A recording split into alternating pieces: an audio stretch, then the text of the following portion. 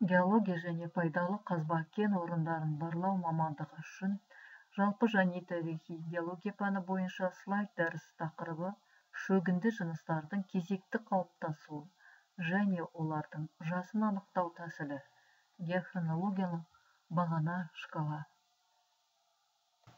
Дәрістің мақсаты геологиялық процестердің жалпы жүрісін қалпына келтіру үшін, яғни жер қыртысының тарихын анықтау үшін оны құрайтын тау жыныстардың жаралу ретін білу керек. Тау жыныстарының қайсысы көне, ал қайсысы жас екенін жаралған уақытта анықтау қажет.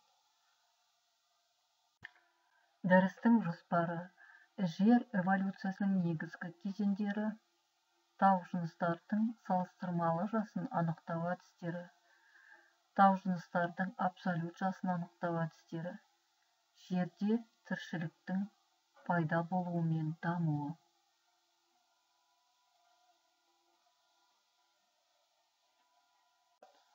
Жер эволюциясының негізгі кезеңдеріне келсек, жер планета ретінде шамамен осыдан 4,6 миллиард жылдай бұрын қалыптасқан.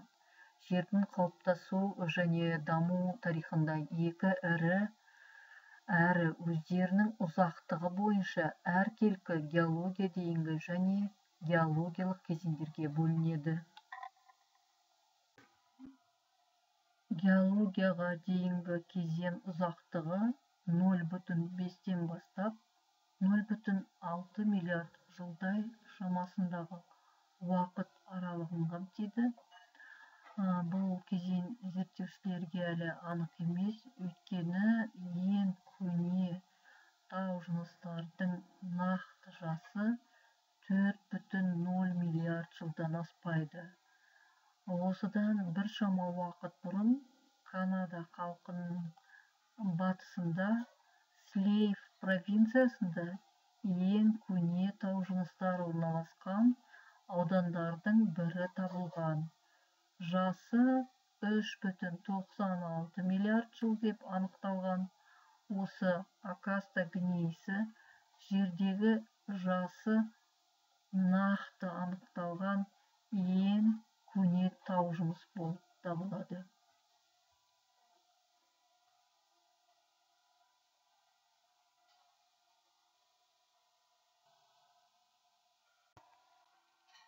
Ғалымдардың пікірінше, атмосфера мен гидросфера біртіндеп жердің баяу газсыздану салдарынан қалыптасқан. Жер бетінде негізгі екі процестер тобы эндогендік және экзогендік процестер орын алады. Экзогендік процестердің басталуымен жер беті оның затының қирау процестеріне ұшырау, қираған өнімдердің тасымалдану және шөгінді тау жыныстар қат-қабатының қалыптасу аренасына айналады.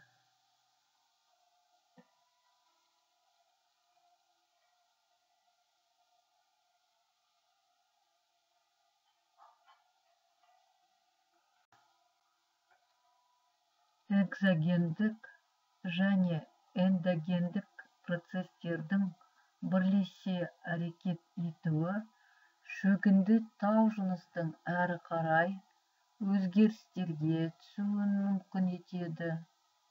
Яғни магматизм мен метаморфизм процестері туындап, жер қыртысы құрылысын біртіндеп және ұдайы күрделендірумен болады. Нәтижесінде құрылысы күрделі, құрамы бойынша әркелкі, қазіргі кейіпті жер қыртысы қалыптасады.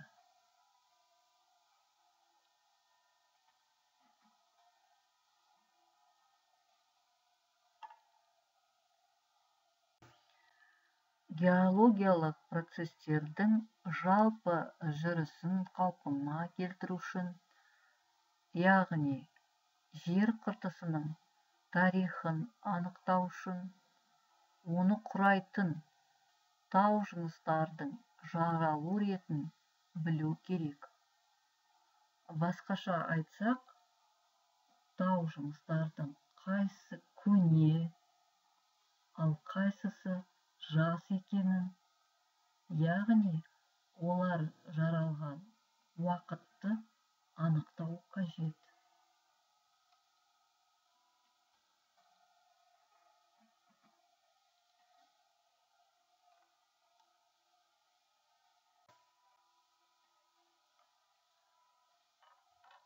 Тау жыныстардың салыстырмалы жасын анықтау әдістерін қарастырайық. Тау жыныс қатқабаттары жаралуының ретін білу арқылы олардың салыстырмалы жасын анықтауға, яғни олардың қайсысы бұрын, қайсысы кейін, қайсысы жастау, қайсысы көнелеу екенін айтуға болады.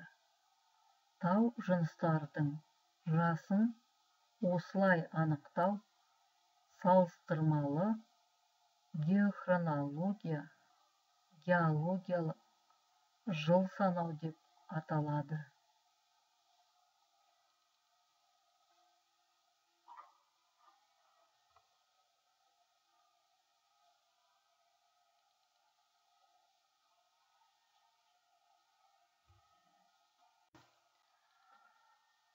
Тау жыныстардың салыстырмалы жасын анықтау әдістері оларды салыстыра талдап, көне және жас қабаттарды анықтауға негізделген. Бұл әдістер геологиялық уақыттың ұзақтығын абсолют уақыт бірлігінде анықтауға мүмкіндік бермейді. Мысалы, шөгінділер қабатының жиналуын, бірақ бірлесіп жатқан тау жыныстардың салыстырмалы жасын жоғары дәлдікпен анықтайды. Қазір бірнеше әдіс әзірленіп сәтті қолданылуда. Олардың негізгілері стратиграфиялық, петрографиялық және палеонтологиялық әдістер болып табылады. Стратиграфиялық әдіске келсек, стратиграфиялық әдіс шөгінді тау жыныстарының қабаттасу реттілігін зерттеуге негізделген. Ол 1669 жылы Стена тұжырымдаған суперпозиция принципін пайдаланған, яғни бұзылмай жатқан әрбір төменгі қабат өзінің үстіндегі қабаттан көнелеу болады. Тағы да бір айтып кетейін. Бұзылмай жатқан әрбір төменгі қабат өзінің үстіндегі қабаттан көнелеу болады. Егер геологиялық қималарда оларды қиып өткен магмалық тау жыныстар кездессе, мынадай ереже қолданылады. Ол қиюшы дене өзі қиып өткендерден жас болады. Қиюшы дене өзі қиып өткендерден жас болады.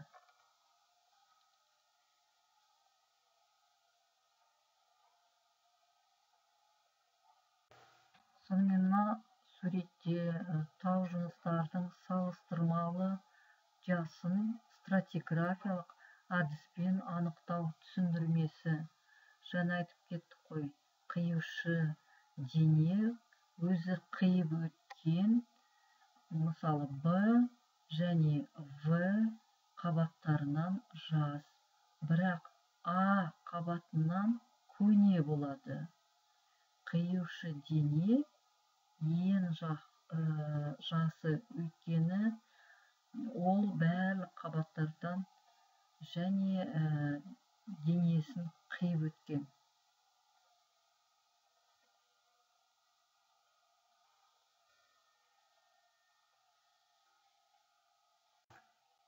Мынау мәселен суреттегі сөз бойынша жазғанда, жауап бергенде қолданушы.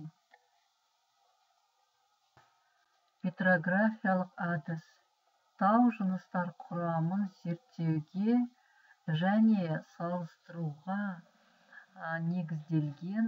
Мысалы, көрші ұңғымаларда ұңғыма қималарындағы жастары бірдей тау жыныстарды салыстыру, әдетте сәйкестендіру, оны корреляция деп атайды, сәйкестендіру сызықтары көмегімен жүргізіліп зерттелетін тау жыныстар қалыңдығының өзгерістерін қадағалауға мүмкіндік береді.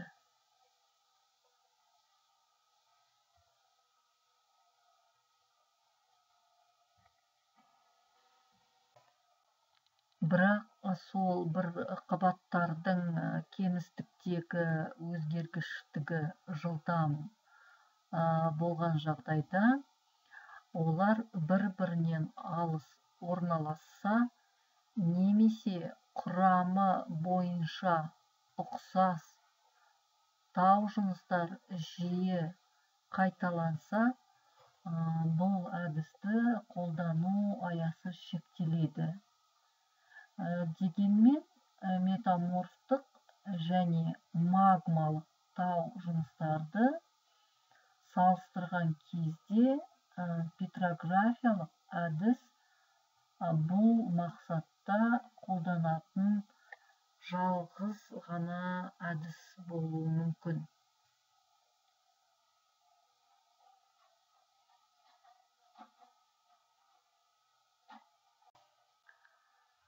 Палеонтологиялық әдіске келсек, палеонтологиялық әдіс көне қазба организмдер, жануарлар мен өсімдіктерді айтады. Қалдықтарын зерттеуге негізделеді палеонтологиялық әдіс көбінесе. Ол тау жыныстардың салыстырмалы жасын анықтаудың ең маңызды және ең көп таралған әдістерінің бірі болып табылады. Ең дұрыс сақталатыны организмдердің қатты қаңқа бөліктері, жарғақ, қалқан, сүйек тәрізді деп айтуымызға болады. Олар жартылай немесе толық минералдық жарылымдарға, көбінесе кремнеземге немесе кальцитке алмасады. Жануарлар ол фауна және өсімдіктердің флора тасқа айналған осындай қалдықтарын тас нұсқалар деп атайды.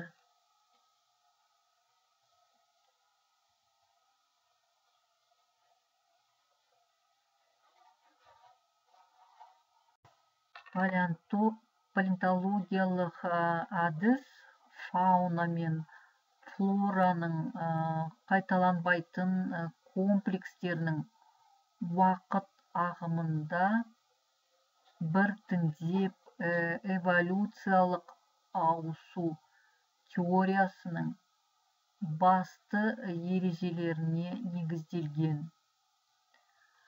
Органикалық тіршілік геологиялық тарих барысында біртіндеп дамыған, ең қарапайым формаларының қалдықтары әдетте жер қыртысын құрайтын ең көне тау жыныстар құрамында кездессе, жоғары дамыған организмдер уақыты бойынша ең жаңа түзілімдерде болады. Геологиялық тарихтың әр кезеңіне өзінің фауна мен флора формаларының комплексі тән.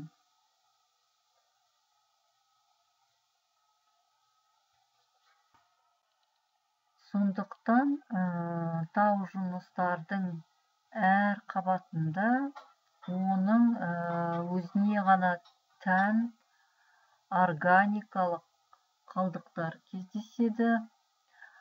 Қабаттың жасы кішірейген сайын оның құрамында жоғары дамыған жануарлар және өсімдіктер қалдығы көп кездеседі. Мұндай қорытындыны алғаш рет 19 ғасырдың басында ағылшын ғалымы Смит жасап, осы ережеге қазіргі геохронология негізделген.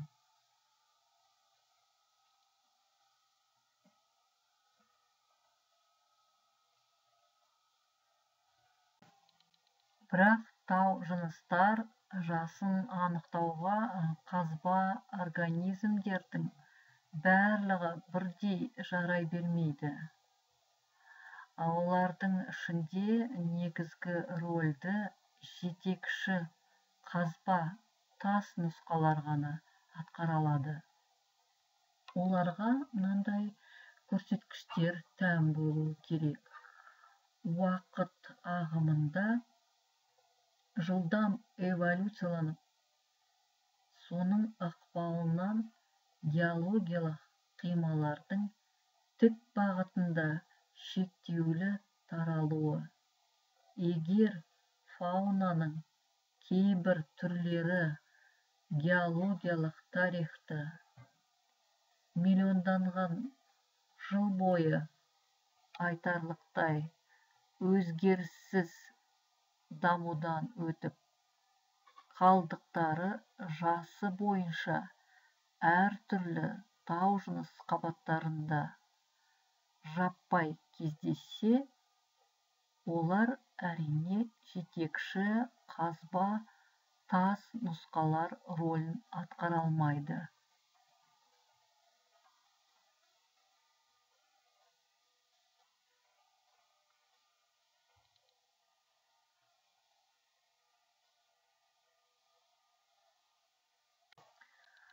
Аудан бойынша кең таралуы, сондай-ақ түрлердің көп болуы және олардың жақсы сақталуы палеонтологиялық не болмаса биостратиграфиялық әдістерді арасында маңызды орынды микропалеонтологиялық пен палеонологиялық әдістер алады.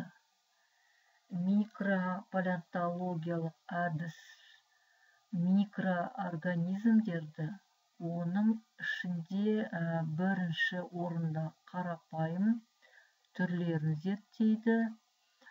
Ал палеонологиялыққа келсек, ол споралық тозаңдық әдістің негізгі нысаны микроскоптық өсімдік қалдықтары.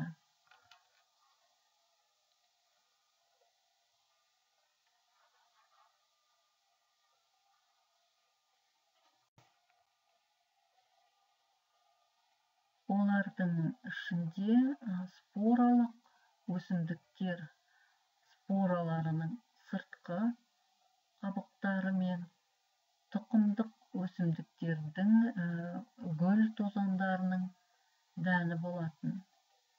Зерттелетін бұл өсімдік жаралымдары өте төзімді заттардан тұрады. Сондықтан олар қазба жағдайда өте жақсы сақталады.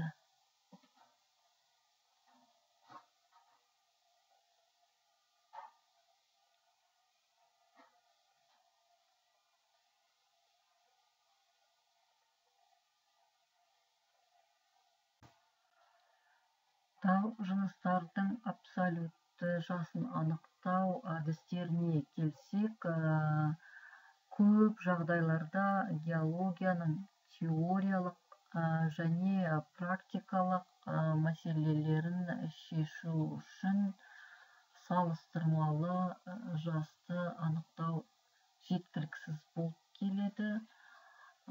Мәселен, жер қыртысының жасын, теңіз шөгінді тау жыныстарының жиынтық қалыңдығы бойынша есептеу қолға алынған. Бұл үшін шөгінділердің жиналу жылдамдығы тұрақты 7000 жылда 1 метр деген постулат басшылыққа алынған.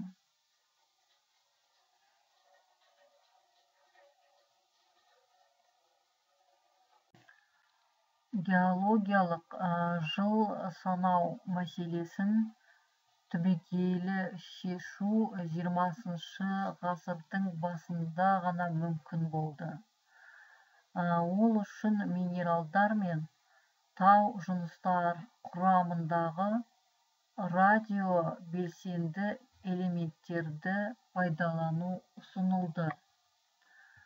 Радиологиялық әдістерді геологиялық жаралымдардың абсолют жасын анықтау мақсатында қолдану туралы бұл ойды алғаш 1903 жылы Пьер Кюри айтқан.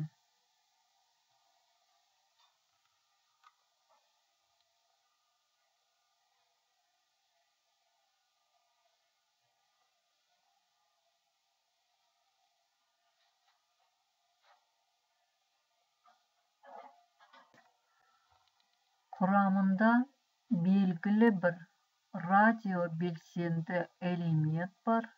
Әр минералды ыдырау процесі осы минерал жаралған сәттен басталатыны белгілі.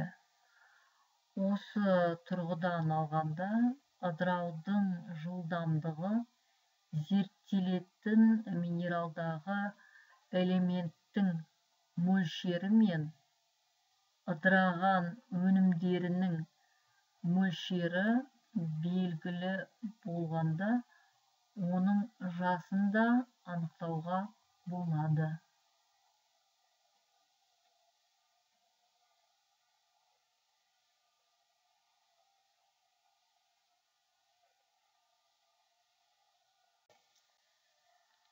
Геологиялық оқиғалар мен нысандардың жасын уақыттың абсолют бірліктерінде жылмен, мыңжылдықтармен, миллиондаған және миллиардтаған жылдармен радиологиялық изотоптық әдістермен анықтайды.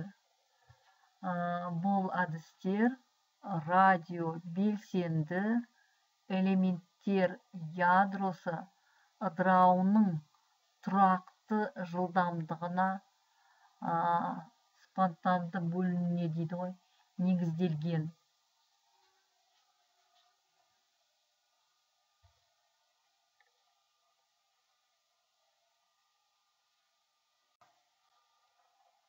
белгілі болғандай, көптеген химиялық элементтердің бірнеше изотопы бар. Олардың ядросында протондар саны бірдей болса да, нейтрондар санының әртүрлі болуымен ажыратылады. Ал протондар саны элементтің Менделеевтің периодтық жүйесіндегі реттік нөміріне сәйкес келеді. Протондар мен нейтрондар қосындысы изотоптың массалық санын құрайды. Мысалы келтірсек, қорғасынның массалық саны 204, 206, 207 және 208 болатын 4 изотопты белгілі. Олардың ядросында тиісінше 122, 124, 125 және 126 нейтрон мен 82 протон болады.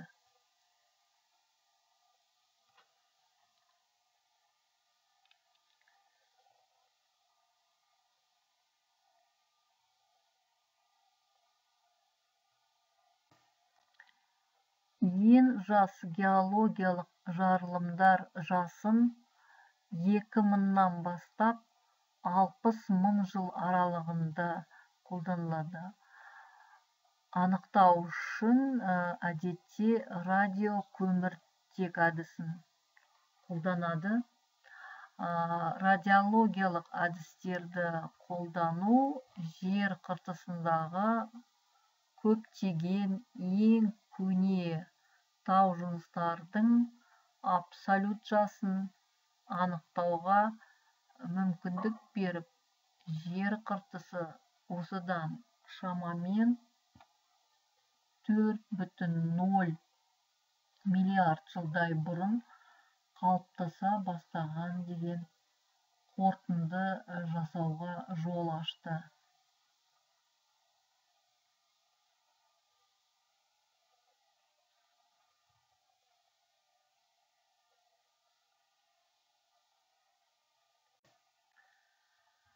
Геохронологиялық жер жылнамалық геохронологиялық шкала деп айтады.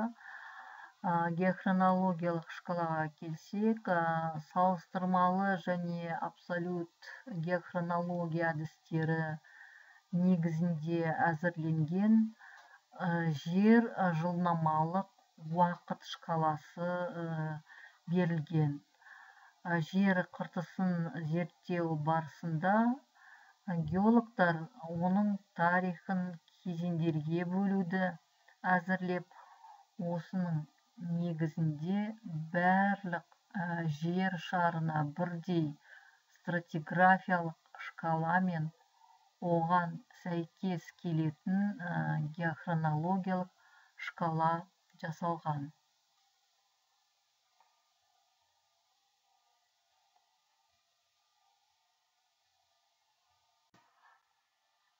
Төменде ең ірі жалпы стратиграфиялық бөліктемелер мен оларға сәйкес келетін геохронологиялық бөліктемелер келтірілген.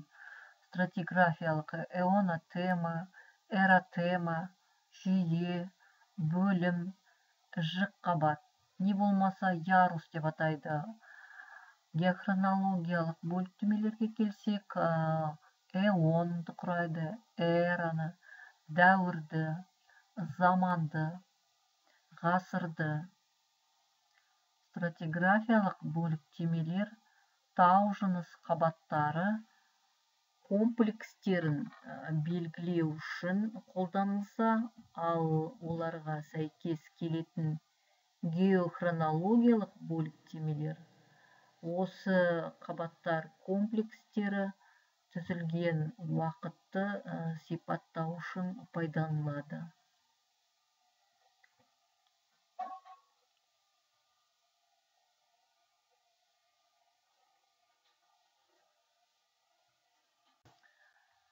халықаралық шкаламен қатар кеңінен қолданылатындар ол көмекші жергілікті стратиграфиялық бөліктемелер, мысалы ол комплекс, серия деп атайды, свита, аймақтық горизонт, лона, көмекші қатқабат, будда, қабат және маркалаушы белгілік горизонт.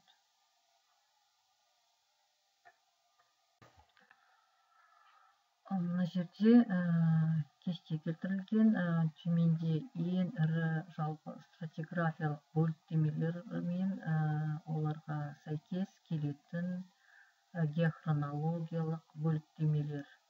Айтып кеттік қой үстінде, стратиграфиялық ол жаңағы эонотема, эротема, жүйе, бөлім және ярустарды құрайды деп. Ал геохронологиялыққа келсек, ол эра, мысалы кайнозой эрасы, система, ол мысалы кайнозой, палеоген, неоген системалары, және де дәуір, заман ғасырларына бөлінеді. Жерде тіршіліктің пайда болуы мен дамуына келсек, жерде химиялық эволюция осыдан шамамен 3,0 миллиард жылдай бұрын алғашқы қарапайым тіршілік формаларының жаралуына әкелген. Ең алғашқы организмдер бактериялар.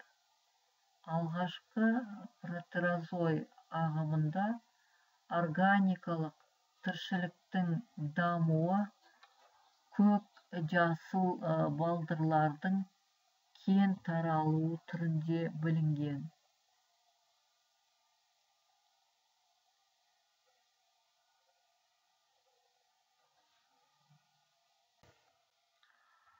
Мына суретте қарастырсақ, жер тарихындағы химиялық және биологиялық эволюция диаграммасы келтірілген. Биологиялық және химиялық эволюция болып бөлінеді. Фанерозой мен криптозойда қандай эволюция болғанын көрсетілген диаграмма бойынша.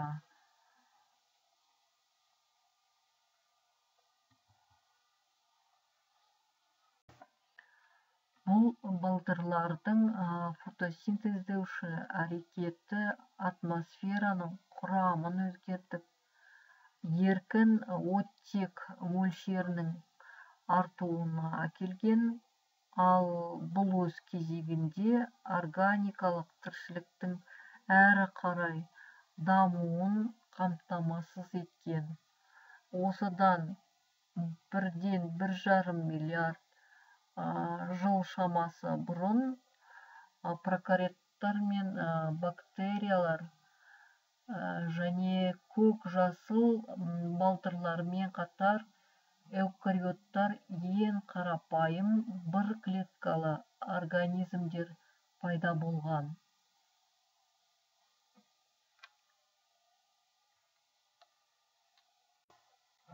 Соңғы рифейде органикалық тіршіліктің дамуы әлі қаңқасыз көп клеткалы организмдердің жаппай пайда болуымен айғақталады.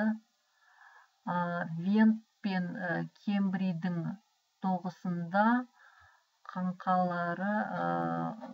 қаңқалы организмдер, мысалы трилобиттер, моллюскілер, тағы да басқа пайда болған. Осы айрықша оқиға протерозой мен фанерозой эондарының шекарасын бөлуге негіз болады.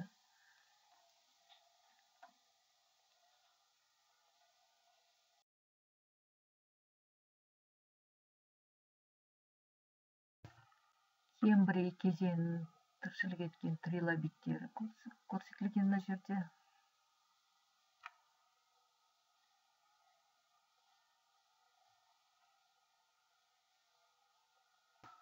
Мына сурет бойынша жер тарихындағы эволюция көрсетілген. Органикалық тіршілік палеозойда көп өзгерістерге ұшыраған. Ордовик, силур дәуірлерінде алғашқы омартқылар, балықтар пайда болса, мына суретте бәрі көрсетіліп тұр.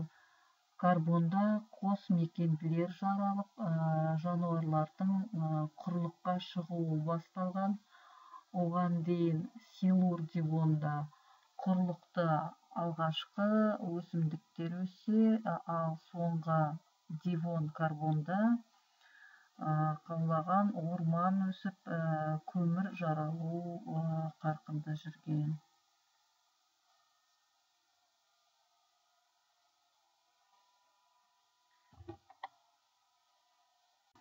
Сонымен мына жерде қайталанып кетейін. Органикалық тіршілік палеозойда көп өзгерістерге ұшырағаны көрсетілген. Ордовик, силур дәуірлерінде балықтар пайда болса, карбонда қос мекенділер жаралады. То есть дивонда осындай қалқанды балықтарының өкілі болған.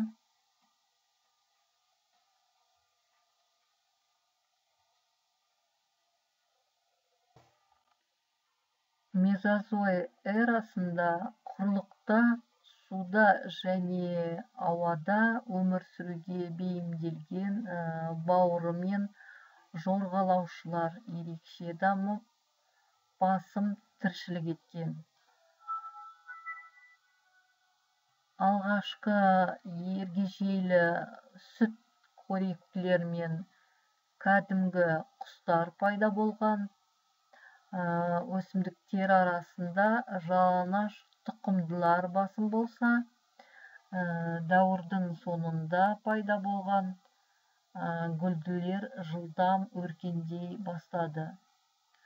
Юра дәуіріне келсек, динозаврлар барлық жерде мекендеген.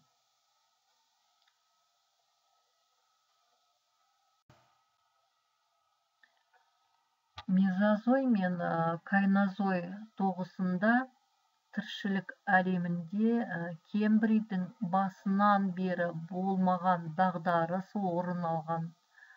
Жануарлардың көптеген топтары алып динозаврлардан бастап майда фораминиферлерге дейін осы кезде жойылып, олардың орнына жаңа организмдер, олардың ішінде алдымен сүт қоректілер келген.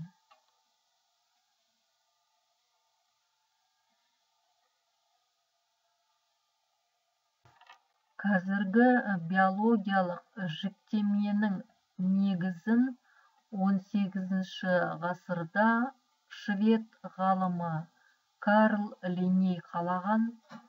Осы жіктеме бойынша барлық организмдер екіге, жануарлар және өсімдіктер, былай айтқанда фауна мен флора патшалығына бөлінеді. Патшалық біртіндеп типтерге, кластарға, отрядтарға, әулеттерге, тектерге және түрлерге жіктеледі.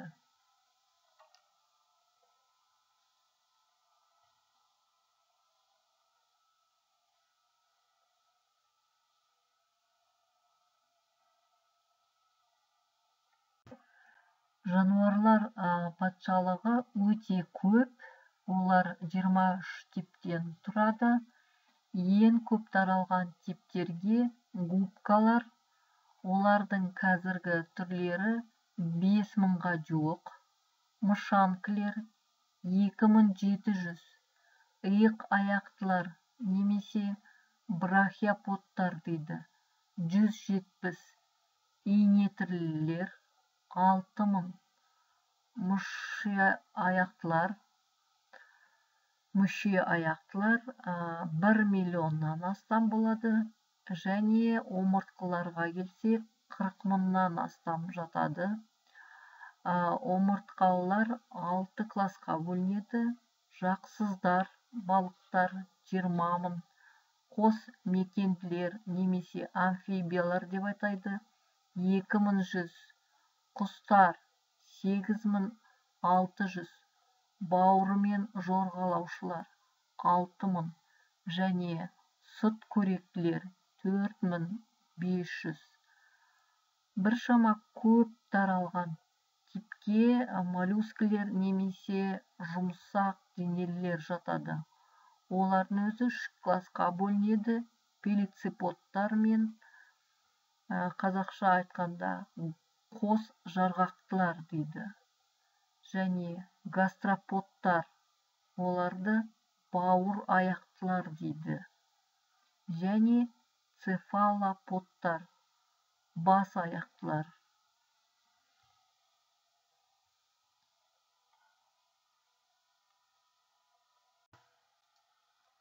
Өсімдіктер патшалығы 19 типтен тұрады. Оның 7 типі балдырлар.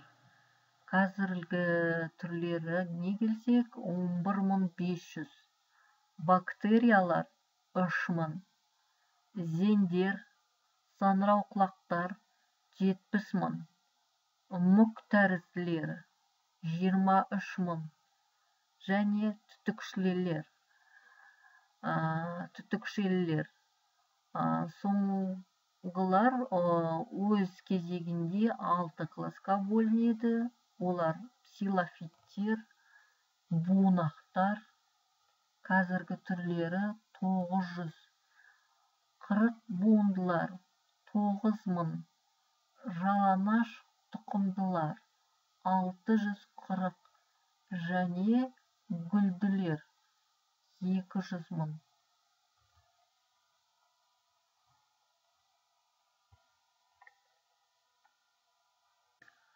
Органикалық әлемнің өзгергіштігі, оның эволюциялық дамуы бірқатар жетекші қазба организмдерді бөлуге мүмкіндік береді. Олар геологиялық тарихтың белгілі кездерінде қатаң тәртіп бойынша өмір сүрген. Осы организмдердің палеонтологиялық қалдықтары негізінде қазіргі геохронологиялық шкала жасалып, белгілі бір тау жыныстардың жасын анықтауға қолданылады.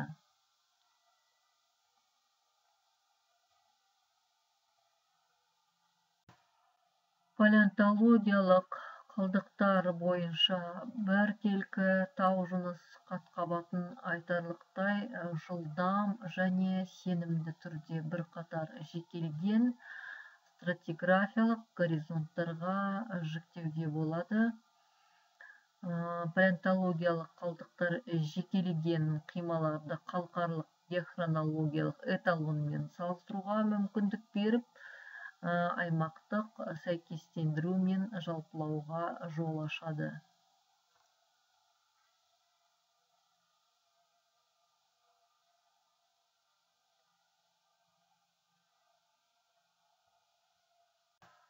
Мына жерде бақылау сұрақтары берілген.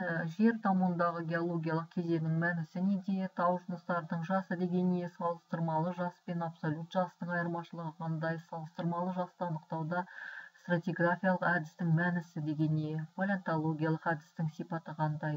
Жетекші қазба тас нұсқалар қандай талаптарға сай келу керек? Тау жыныстардың абсолют жасы қандай әдістермен анықталады? Жерде тіршілік пайда болуы мен оның дамуының мәнісі не деген? Осындай сұрақтарға жауап берулеріңізді сұраймын. Сөз жұмысы бойынша мынандай сұрақтарға жауап берулерге болады. Геохронологиялық және стратиграфиялық шкала дегеніміз не? Олар қандай бөліктемелерге жіктеледі? Архей акротемасы қандай ерекшеліктерімен сипатталады? Протерозой акротемасы қандай ерекшеліктерімен сипатталады? Палеозой эрасы қандай бөліктерге жіктеліп қалай сипатталады? мезозой эрасы қандай бөліктерге жіктеліп қалай сипатталады, сол тағы кайнозой эрасына сипатын беру керек, стратиграфиялық және геохронологиялық шкалалардың бірліктері неде, жердің жаңағы тіршіліктің пайда болу және даму ерекшеліктерін қарастырып кетті. Осындай сұрақтарға сөз жұмыс бойынша жауап беру керек. Қолданылатын әдебиеттер әсерде қазақша, мысалы Тұяқбаевтікі бар, Бәкіров, Байбатша деген авторлардың нелері бар, кітаптары. Ары қарай Караманова, Карановский, Серпухова, Соколовский, Сейітовтің жақсы бір осындай бір әдебиеттерін қолданып жұмыс істеуге болады.